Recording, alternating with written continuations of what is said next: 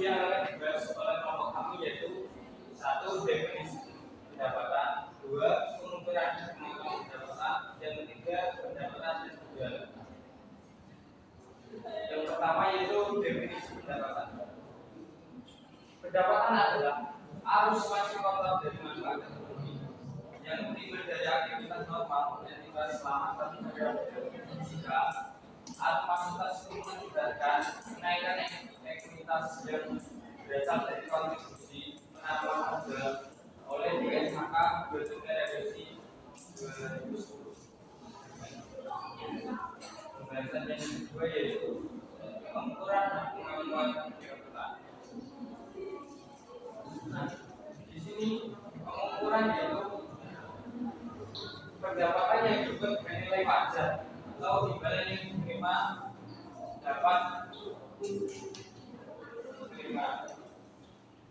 Nilai wajar adalah harga yang akan diterima untuk menjual suatu aset atau harga yang akan dibayar untuk mengalihkan suatu aktivitas dalam transaksi yang teratur antara pelaku pasar dan tanggal penjualan.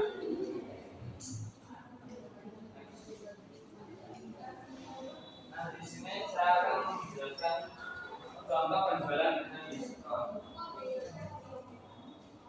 Soalnya yaitu PT Budi memiliki kesepakatan dengan pelanggan sudah dalam periode 12 bulan yang berakhir 31 bulan.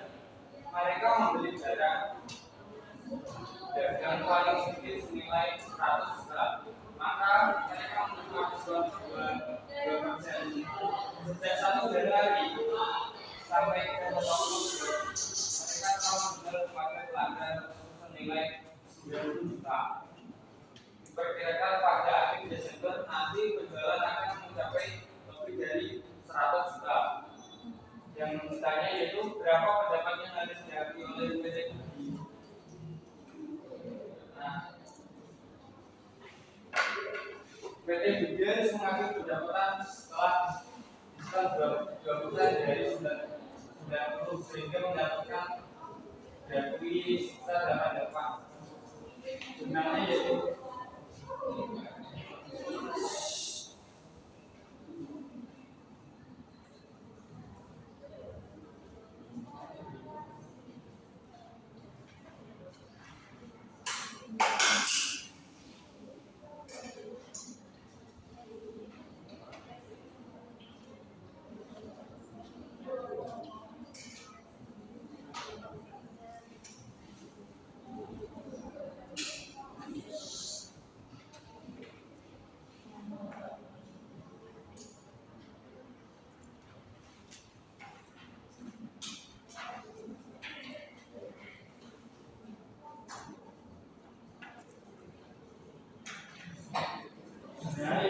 piutang usaha pada penjualan sebesar 88.200.000 dan jika pelanggan tersebut tidak mencapai batas pembelian diskon sehingga diskon batal diberikan oleh PT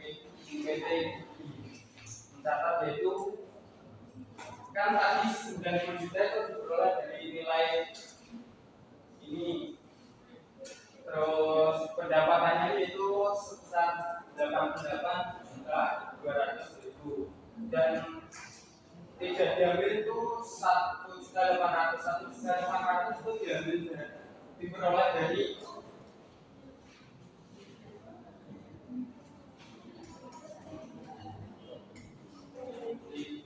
seperti 2%-nya sama dengan 1.800.000 90 juta dikali 2%-nya yaitu sebesar 1.800.000.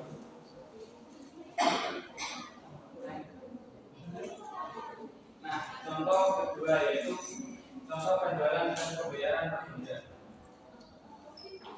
PT Radin menjual barang dengan biaya 10 juta pada PT Starter seharga 14 juta dengan memberikan kredit selama 6 bulan.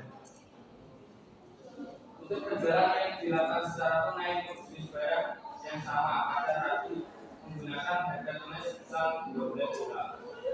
Bagaimana PT Radin mengukur nilai pendapatan. PT Raci secara efektif telah memberikan fasilitas pembiayaan kepada PT selama 6 bulan. Periode pembayaran terkait harga normal harga tunai sebesar 12 juta. Dengan demikian yang diakui adalah sebesar nilai untuk dari 14 juta ke harga tunai yaitu sebesar 12 juta.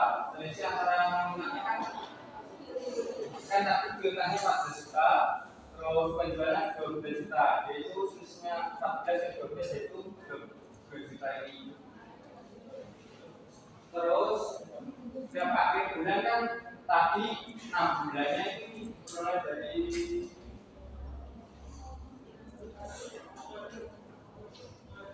pada terus selama 6 bulan waktu periodenya itu kan ini kok bisa pendapatan bulan ditanggungnya itu kok bisa 3 juta 334 ini berat dari satu bulan 6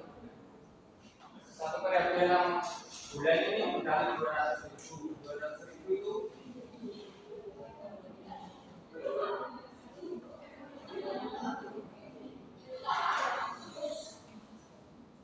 mencari satu bulannya yaitu menghasilkan 333.334.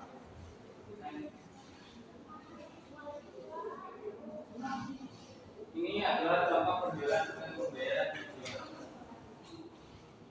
PT Dima menjual peralatan dengan cara pembayaran di bulan. Pelanggan diberikan kesempatan untuk mencicil sebanyak 14 kali. Masing-masing sebesar 1 juta jika barang-barang diserahkan kepada pelanggan pada saat penjualan awal dan saat yang sama pembayaran secara pertama. Maka pendapatan yang diakui adalah sebesar untuk asumsi tingkat untuk 10%. Jumlahnya yaitu piutang debit 8.103.56 dan penjualan 8.103.56 dan kasnya itu 1 juta kan kurang dari sekitar istilahnya 14 kali itu 8.103.56 kalau bagi yaitu 546 dan 14 itu menghasilkan 8.103.56.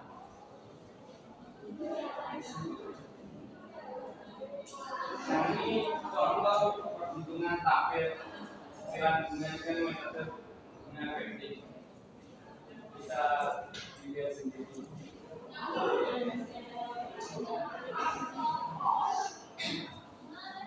Selanjutnya yaitu saya menjelaskan mengenai pengakuan pendapatan.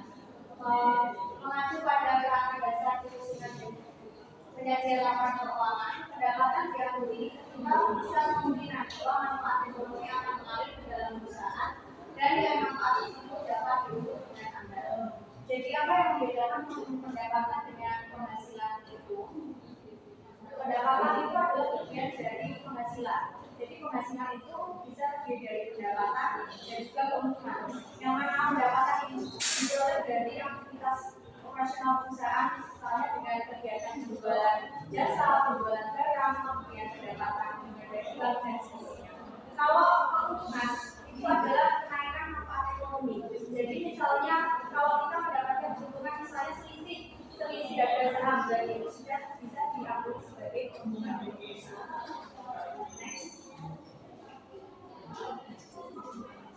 Ada beberapa jenis pendapatan, yaitu yang pertama ada pendapatan penjualan barang. Yang mana itu pengakuan pendapatannya adalah ketika barang tersebut diserahkan kepada pembeli, yakni ketika barang tersebut sudah diterima oleh pembeli. Yang kedua yaitu pendapatan jasa. Pengakuan pendapatannya itu adalah ketika jasa itu telah diberikan, misalnya jasa dokter, berarti pengakuan pendapatannya itu pada saat jasa itu diberikan kepada pasien. Untuk yang ketiga yaitu pendapatan yang berasal dari penggunaan aset. Pengakuan pendapatannya dapat diakui ketika aset tersebut telah digunakan dan juga bisa diakui juga pada saat aset tersebut telah melampaui masanya atau sudah digunakan tadi. Untuk selanjutnya yaitu pendapatan yang berasal dari penjualan aset selain persediaan. Yang mana ini contohnya seperti penjualan mesin pabrik, jadi mesin pabrik masih layak namun sudah tidak digunakan. Ini keuntungannya bisa dialokasikan ke pendapatan yang berasal dari penjualan aset selain persediaan. Pengakuan pendapatannya sama, yaitu pada saat aset itu sudah diterima oleh pembeli. Lanjut.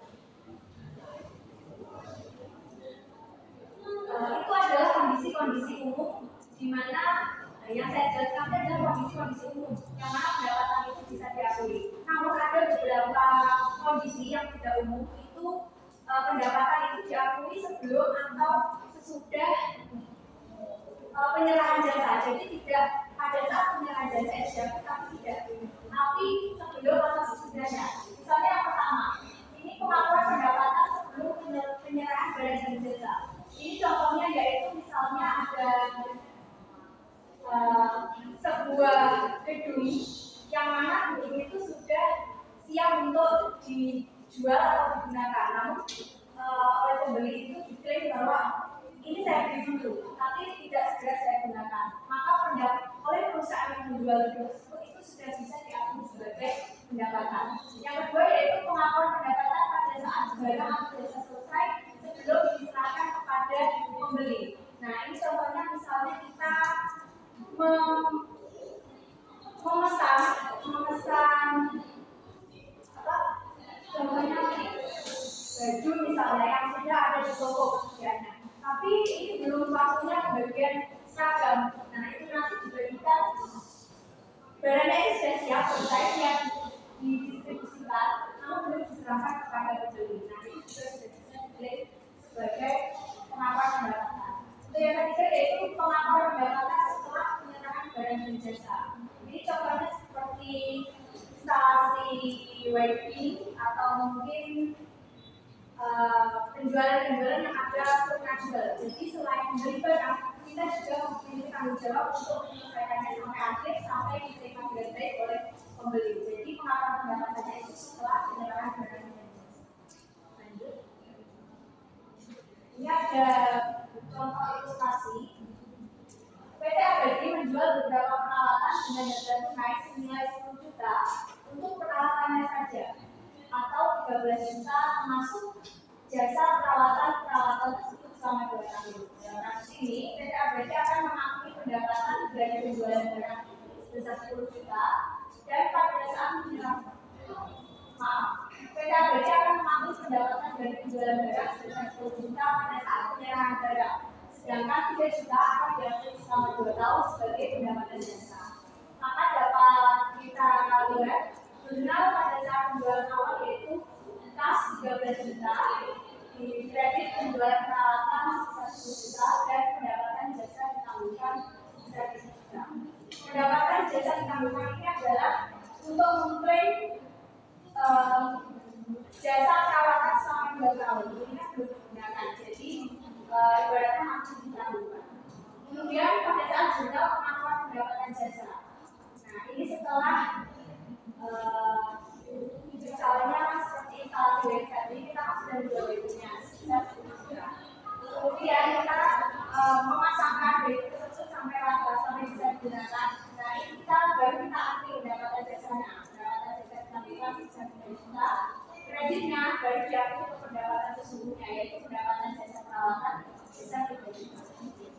Next. Selanjutnya, setelah mengakui bagaimana pengakuan pendapatan itu, kita masuk ke sebuah berikutnya yaitu mengenai pendapatan penjualan. Pendapatan penjualan menurut PSAK Revisi 2010, entitas mengakui pendapatan dari penjualan barang ketika semua kondisi berikut telah terpenuhi. Yaitu yang pertama, entitas telah memindahkan risiko dan manfaat kepemilikan barang secara signifikan kepada pembeli. Jadi misalnya kalau barang tersebut masih dalam pendistribusian, nah itu berarti tanggung jawab masih berada pada penjual. Namun kalau barang itu telah sampai ke pembeli, berarti sudah bisa diakui sebagai pendapatan karena kita telah memindahkan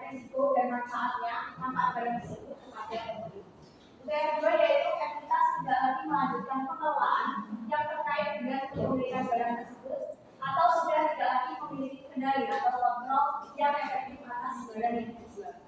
Jadi ketika kita menjual mesin ataupun kendaraan yang masih layak namun sudah tidak kita pakai, nah itu kita sudah tidak punya lagi kewajiban atas kendaraan ataupun mesin tersebut ketika mesin tersebut telah dijual.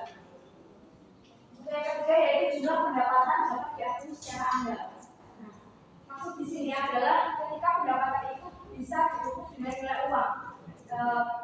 Pendapatan itu bisa diukur dengan nilai wajar tadi. Untuk yang keempat yaitu kemungkinan besar manfaat ekonomi yang terkait transaksi tersebut akan mengalir ke entitas. Yang berarti entitas sudah merasakan manfaat dari pendapatan tersebut. Yang kelima yaitu biaya yang terjadi atau akan terjadi sehubungan dengan transaksi penjualan tersebut dapat diukur dengan andal. Tapi juga pendapatannya bisa diukur dengan andal. Kemudian biaya yang kita keluarkan untuk menjual barang atau produk tersebut sudah bisa diukur dengan nilai uang. Next. Untuk macam-macam penjualan barang, ini ada beberapa contoh. Yang pertama ada penjualan bill and hold, yang mana pengertiannya yaitu penjualan barang dengan penundaan pengiriman. Penundaan pengiriman barang ini memang diminta oleh pembeli tanpa mempengaruhi waktu penagihan atau kesepakatan harga. Jadi bill and hold ini artinya bayar kemudian ditahan. Maksudnya kalau kita bahasa umumnya dikit dulu, jadi kita sudah memberikan uangnya tapi nanti dulu saya sudah pesan tapi dikirimnya nanti. Misalnya kalau kita pesan furniture kemudian untuk kafe saya, nah tapi saya bayar dulu ya kursinya, nanti diantarkan setelah kafe saya jadi. Nah itu adalah contoh penjualan bill. Lanjut. Nah ini adalah contoh ilustrasinya. PT Gema menjual perlengkapan mesin cetak pada PT Berencana pada PT Cetak yang berencana membuka cabang baru di Kota Bandung. Dalam kesepakatan jual beli, PT Cetak meminta PT Gema tetap memegang mesin tersebut dan mengirimkannya pada saat cabang baru sudah siap. Transaksi jual beli sudah terjadi pada saat kesepakatan ditandatangani, sehingga PT Gema tetap melakukan penagihan seperti penjualan pada umumnya tanpa menunggu mesin tersebut diserahkan kepada PT Cetak. Jadi seperti ilustrasi yang saya jelaskan sebelumnya. Lanjut. Untuk yang kedua yaitu penjualan barang dan instalasi. Pengertiannya yaitu penjualan barang yang ketika barang diangkat ke tempat pembeli, barang tersebut masih memerlukan proses pemasangan atau instalasi terlebih dahulu sebelum akhirnya barang tersebut dapat digunakan oleh pembeli. Next. Contoh ilustrasinya yaitu PT Khalifa menjual peralatan medis berupa alat fisioterapi di rumah sakit, instalasi ruangan rawat tingkat minimum dan gaji lengkap oleh teknisi khusus. Kapan PT Khalifa mengambil penjualan peralatan ini? Dalam kasus ini, resiko dan manfaat masih berada di PT Khalifa sampai instalasi dilakukan.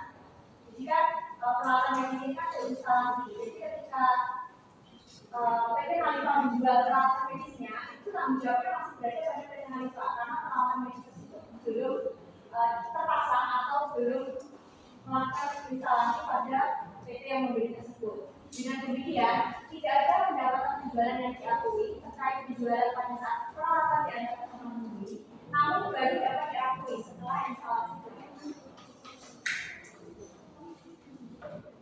Lanjut.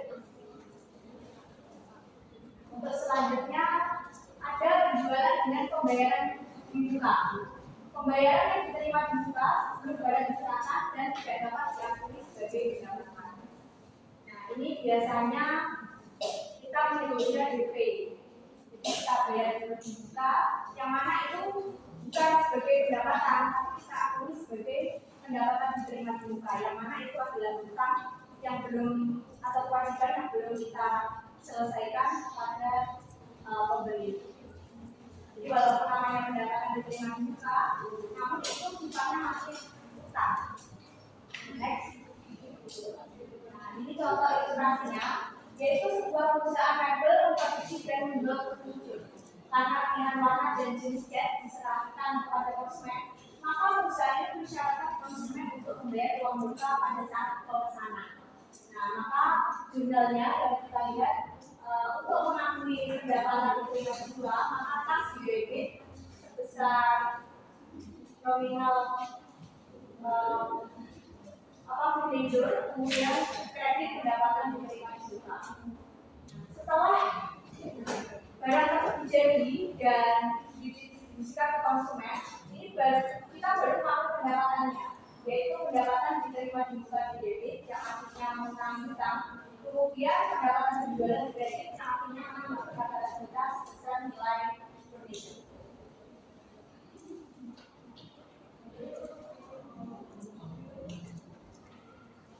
Selanjutnya akan dijelaskan oleh selanjutnya itu ada penjualan netto. Beberapa kontrak penjualan memberi hak kepada konsumennya untuk mengatur barang yang telah membeli dan memperoleh pengembalian uang atau pengurangan tagihan. Jadi hak netto ini bisa bersifat implisit atau eksklusif dan dapat bersifat persyaratan yang berlanjut. Langsung saja ke dalam ilustrasinya. Pada kredit pindah menjual peralatan pertanian senilai Rp4 pada 10 Agustus 2015 dan diasumsikan jumlah netto dapat diestimasi dengan Anda. Pada tanggal 30 Agustus 2015 terdapat netto senilai Rp10.000. Pada tanggal 31 Desember 2015 berdasarkan pengalaman masa lalu, PT Berpindah mengestimasikan jumlah netto diperkirakan sebesar 2% dari penjualan. Nah, bagaimana Berpindah mengambil pendapatannya? Sebenarnya seperti ini. Pada tanggal 10 Agustus 2015 menyatakan income pada penjualan sebesar Rp4 juta dan pada tanggal 30 Agustus 2015 penjualan pada income sebesar Rp10.000. Pada tanggal 31 Desember 2015 menyatakan bahwa ada penjualan pada penyisian rekor penjualan sebesar Rp70 juta. Rp70 juta ini didapat dari Rp4 juta dikalikan 2% dikurangkan dengan 10. Lalu untuk sumber berikutnya ada penjualan dengan perjanjian membeli kembali. Kesepakatan penjualan semacam ini memerlukan analisis apakah risiko dan manfaat yang signifikan telah dilihat dari penjual dan pembeli. Langsung saja ke contoh ilustrasinya. PT Niaga menjual barang dagangannya berupa alat kepada PT Jibran senilai Rp80 juta. Harga pokok penjualan barang tersebut adalah Rp60 juta. PT Niaga untuk membeli kembali barang tersebut berlangsung pada nilai wajarnya. PT Jibran membayar penuh harga jual tersebut pada saat penyerahan barang dari PT Niaga dan tidak ada pembatasan kepada PT Jibran dalam menggunakan barang tersebut selama 2 tahun. Dengan demikian, penjualan dapat diakui sebagai berikut. Contohnya yaitu kas pada penjualan senilai Rp1 juta, lalu penjualan pada keseluruhan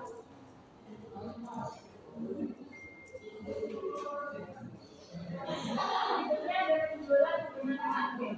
Pada hari ini agen melalui pendapatan sebagai komisi. Juga ada contoh karena agen tidak menanggung resiko dan manfaat terkait penjualan tersebut. Yang terakhir ada penjualan barang konsinyasi. Nah, dalam kesepakatan penjualan konsinyasi, produsen atau wholesaler mengirimkan barang kepada konsumen yang berbeda sebagai agen dalam menjual produk yang dimiliki oleh konsumen. Konsumen mengakui pendapatan penjualan, sedangkan agen mengakui komisi penjualannya. Langsung saja ke contoh ilustrasinya. PT Indah mengirimkan barang konsinyasi untuk dijual oleh PT Berharga senilai Rp60 juta. Ongkos kirim barang tersebut untuk sampai ke PT Berharga adalah Rp3.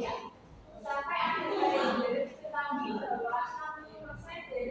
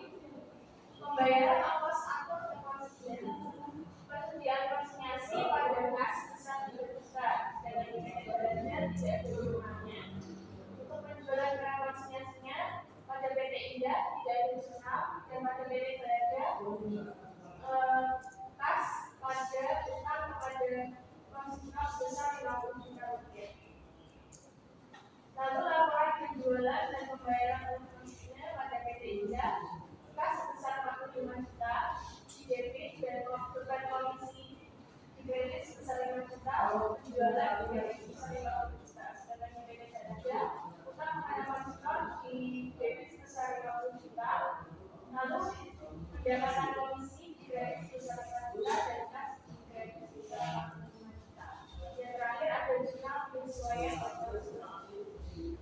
Survei pokok penjualan di sebesar 42 juta, ada persediaan konsiliasi 42 juta. 42 juta ini dapat dari 60 juta, ditambahkan dengan 2 juta, lalu dikali 50 juta. Bisa bagi baik, jadi rekan-rekan kelas 2B ada yang mau menanyakan?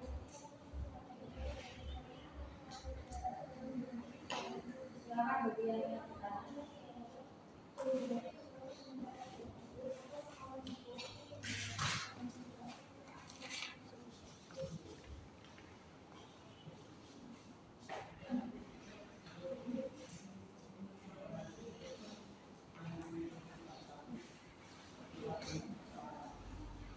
Silakan, moderator.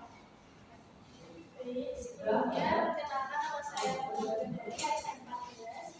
Saya juga saya adalah kelompok pertama.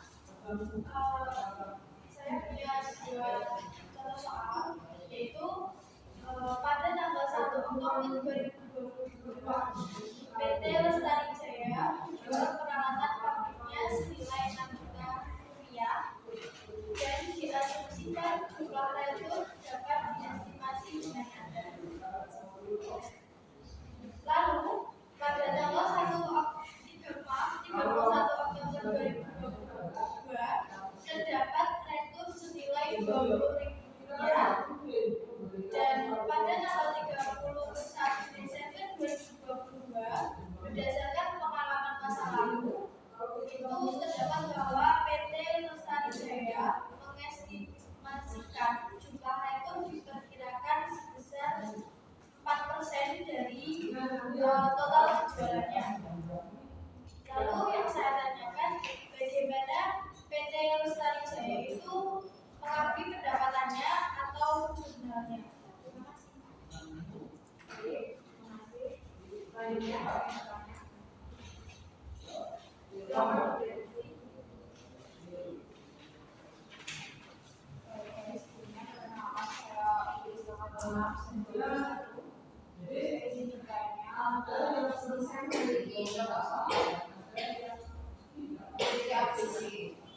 menjual barang dengan biaya 10 juta kepada PT Jaya Rama itu seharga 14 juta dan memberikan periode kreditnya itu 6 bulan. Sedangkan kalau penjualannya itu dilakukan tunai di barang yang sama, maka PT ABC itu akan mengenakan harga tunainya itu sebesar 12 juta. Jadi bagaimana PT ABC mempunyai pendapatan yang diperoleh dari transaksi? Terima kasih. Ya baik, mungkin ada yang ditanyakan. Sebelumnya perkenalkan saya semua President Sensibilitas ingin bertanya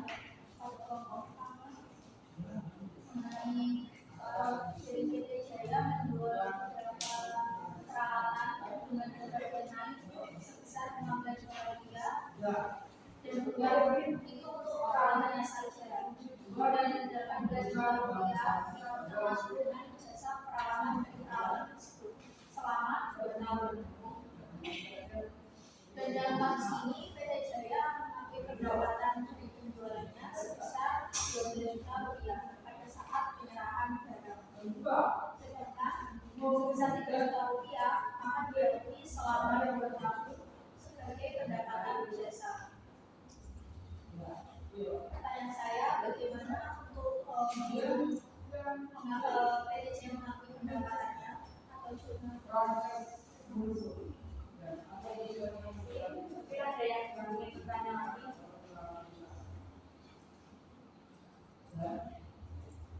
Kami rasa sudah cukup. Izinkan kami mendiskusikan jawaban dari teman-teman.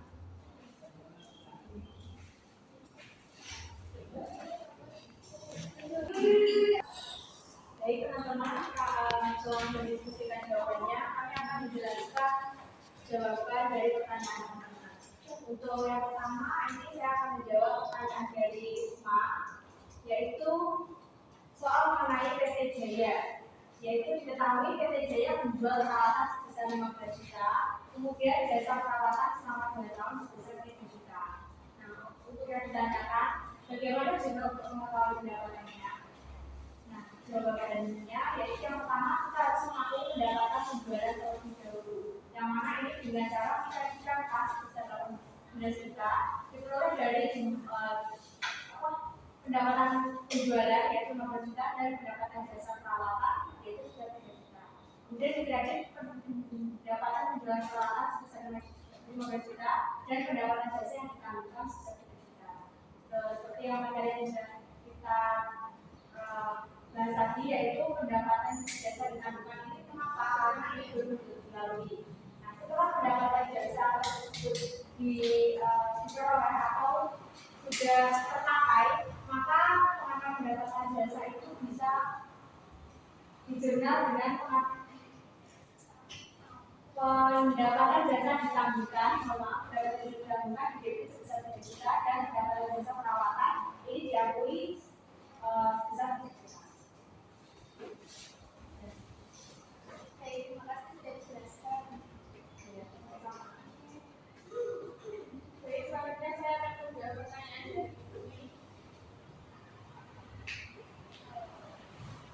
Ketahui PT Agustus berbara dengan biaya 10 juta, PT Jaya Damas dari 14 juta, dari kredit 6 bulan. Penjualan tunai sisa 12 juta. Rupanya bagaimana PT Agustus mengukur nilai pendapatan yang diterima?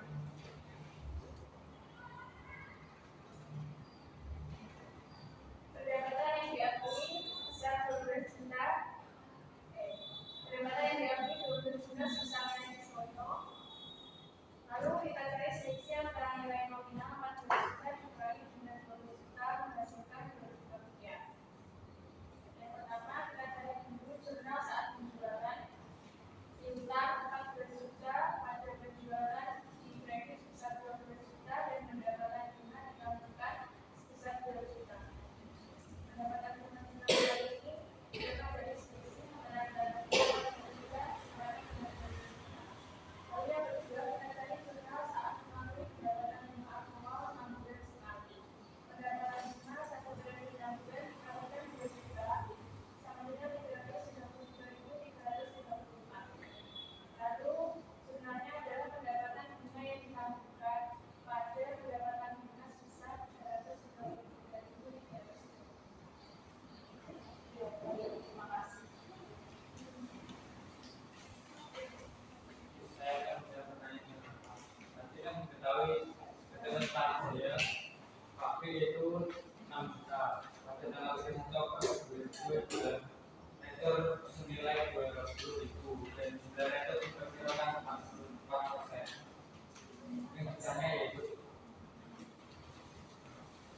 Yang ditanya yaitu bagaimana PT Lestari Jaya mengatur pendapatan atau keuntungan. Pada tanggal 1 Oktober 2022 itu sebenarnya yaitu urusan penjualan DP yaitu sekitar 6 juta dan penjualan sekitar 6 juta terjadi. Dan tanggal 1 Oktober 2022 yaitu kaitan penjualan 20.000 itu dari kaitan senilai 5 dan piutangnya 20.000 di kredit. Dan pada tanggal 1 Desember 2022 ada utang jualan sebesar 230 dan penyisian peto penjualan 220 itu diperoleh dari 6 juta kali 4%. Itu dikurangi 20.000 sama dengan 220.000. Bagaimana Mas? Terima kasih. Seluruh pertanyaan sudah terjawab. Mungkin itu saja yang dapat